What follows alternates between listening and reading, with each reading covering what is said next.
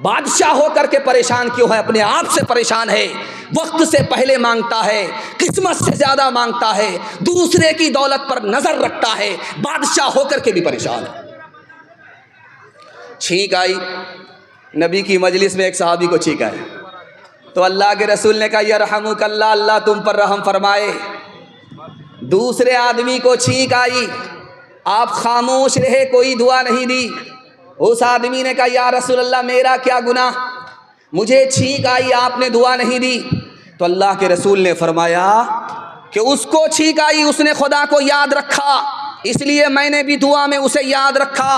तुमको जब छींक आई तुमने खुदा को भुला दिया तो मैंने भी तुम्हें भुला दिया।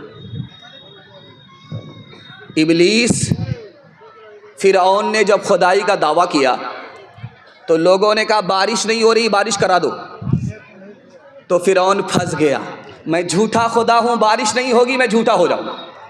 इब्लीस से बोला यार मैं झूठा खुदा हूँ, अगर बारिश नहीं हुई तो मैं झूठा हो जाऊँगा, बारिश करा दे। तो इब्लीस ने अपने तमाम चेलों से कहा आसमान पर जाओ, वहाँ से जम करके पेशाब करो। बारिश हो गई, इब्लीस आया दौड़ा दौड़ा, बारिश हुई थी। तो फिरौन बोला बारिश तो हुई थी लेकिन बड़ी बदबूदार थी। तो इब्लीस बोला जैसा तू खुदा है वैसे ही ने बारिश हो। हाथ उठाइए, वादा कीजिए खुदा की नेमत खाएंगे इंशाअल्लाह, अल्लाह का नाम लेंगे। हाथ उठाइए, मुसीबत में सब्र करेंगे, शिकवा शिकायत नहीं करेंगे। हाथ उठाइए इंशाअल्लाह। सब्र नहीं होगा खुदकुशी करेंगे। हाथ उठाइए इंशाअल्लाह। मौत से बढ़ के वो मोहब्बत का सिला देता है, रिज़्क़ बिन मांगे भी बंदों को खुदा देता है, रिज़्क़ बिन मांगे भी। तंग दस्ती मेरे दामन से लिपटना न कभी, तंग दस्ती मेरे दामन से लिपटना न कभी, है वो दाता मेरा हर काम बना देता है वो दाता। जन्नत के हवाले से पैगाम आपकी खिदमत में रहमत तमाम। 3 मिनट का पैगाम, बड़े दिल से दुआ करता हूँ अल्लाह आपको खूबसूरत बनाए। एक मूसा से मुकाबला करने के लिए कितने जादूगर आए थे? 3 लाख। 3 लाख जादूगर आए। जिस रस्सी को सांप बनाने के लिए ऊंट पर लेकर के आए, उस ऊंट की तादाद कितनी थी? 3000। 3000 ऊंट पर सामान और जादूगर 3 लाख। एक मूसा से मुकाबला करने के लिए हार गए, कलमा पढ़कर मुसलमान हो गए। हजरत मूसा ने पूछा ये तो मेरा दुश्मन था, मेरा मुखालिफ था, कलमा पढ़कर मुआफिक कैसे हो गया, मुसलमान कैसे हो गया? खुदा की तरफ से जवाब आया, ऐ मूसा ये तुम्हारा कपड़ा पहन करके आए थे, ऐ मूसा ये तुम्हारी दाढ़ी रख करके आए थे, ऐ मूसा ये तुम्हारे रख करके आए थे, तुम्हारी लाठी लेकर के तुम्हारी नकल उतार रहे थे। जो नबी का कुर्ता पहने, जो नबी की दाढ़ी रखे, जो नबी का बाल रखे, मेरी रहमत ने गवारा नहीं किया ऐसे नकल करने वाले लोगों को जहन्नम में दाखिल किया जाए, इसलिए मैंने इनको हिदायत दी, ये कलमा पढ़कर मुसलमान हो गए। डॉक्टर साहब थे, डॉक्टर अंबेडकर साहब इंतकाल कर गए। उन्होंने ऐलान किया था इसी हिंदुस्तान में, मैं मुसलमान बनना चाहता हूँ। लखनऊ से मौलाना अली मियां नदवी आ गए, कहा कि डॉक्टर साहब मैं कलमा पढ़ा रहा हूँ, आप मुसलमान हो जाइए। कहा आप मुसलमान नहीं बनूंगा।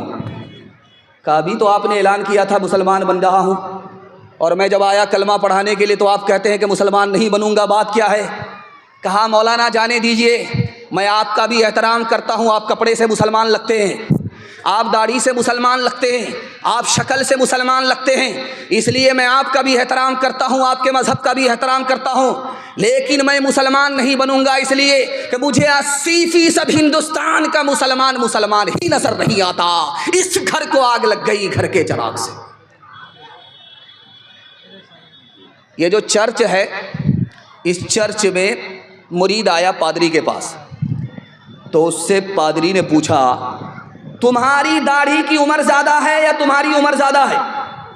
बोला, अभी आप भी अजीब पागल मालूम होते हैं, पहले मैं पैदा हुआ हूँ, उसके बाद मेरी दाढ़ी पैदा हुई है, तो दाढ़ी मेरी मुझसे कैसे बड़ी हो सकती है? मैं उम्र में बड़ा हूँ, दाढ़ी उम्र में छोटी है। तो पादरी ने कहा कि 10 साल पहले जब तुम आए थे तो तुम्हारी दाढ़ी काली थी, 10 साल के बाद जो आए हो तुम्हारी दाढ़ी सफ़ेद हो गई। हैरत है, 20 साल में तुम्हारी दाढ़ी बदल गई, लेकिन तुम बचपन से 55 में आ गए, तुम नहीं बदले। अफसोस तो इसका। ये कटिहार है, आप यहाँ से सफ़र कीजिए पंजाब, यहाँ से आप दिखा दीजिए किसी पंजाबी को भीख मांगते हुए दिखाइए। यहाँ से लेकर के आप चले जाइए पंजाब, किसी सिख को आप भीख मांगता हुआ नहीं दिखा सकते। लेकिन जब रमज़ान से पहले जुमा का दिन होता है, जुमा के बाद हालत ये होती है कि हट्ठा कट्ठा उल्लू का पट्टा, भीख का कटोरा लेकर के कहता, अल्लाह के नाम पर दे दो, अल्लाह के नाम पर दे दो। तो लोगों ने कहा, अरे भीख मांग रहे हो या फुटबॉल खेल रहे हो? तुमको तो सर झुका करके भीख मांगना चाहिए, सर उठा करके भीख मांगते हो। तो क्या कहता है, किस बात की शर्म? मेरा दादा नेशनल फ़कीर था, मेरा बाप इंटरनेशनल फ़कीर है, ख़ानदानी पेशा है। आपको चैलेंज है, आप कटिहार से पंजाब तक किसी भी सिख को बगैर दाढ़ी के दिखा दीजिए, बगैर पगड़ी के दिखा दीजिए, हर चीज़ छोड़ देगा सिख, लेकिन दाढ़ी नहीं छोड़ेगा, पगड़ी नहीं छोड़ेगा। सिखों की तादाद इस हिंदुस्तान में इतनी कम है जैसे आटा में बाल, और मुसलमानों की तादाद इस हिंदुस्तान में इतनी ज़्यादा है जैसे आसमान पर सितारे। लेकिन मुसलमान कदम कदम पर जलील है, सिख को इज्जत की चोटी मिल रही है। जानते हैं क्यों? सिखों ने दीन और धर्म को दांत से पकड़ा, इज्जत की चोटी पर पहुंच गए। मुसलमानों ने दीन और धर्म को छोड़ दिया, अल्लाह ने ठोकरों में डाल दिया। हाथ उठाइए, वादा कीजिए, सीधा बुढ़ापे में दाढ़ी रखेंगे इंशाअल्लाह। हाँ, जरा जलसा खत्म होने दीजिए, उसके बाद मुलाकात करते हैं आपसे। किरदार बद पे खुद ही ज़हर, किरदार बद पे हम पे ये ज़हर मत हुई है आज, मनाने दीन की कसरत हुई है आज। इंसानियत से इंसान को नफरत हुई है आज, हमसे जुदा रसूल की सुन्नत हुई है आज। मिल्लत का हाल इसलिए बेजान हो गया,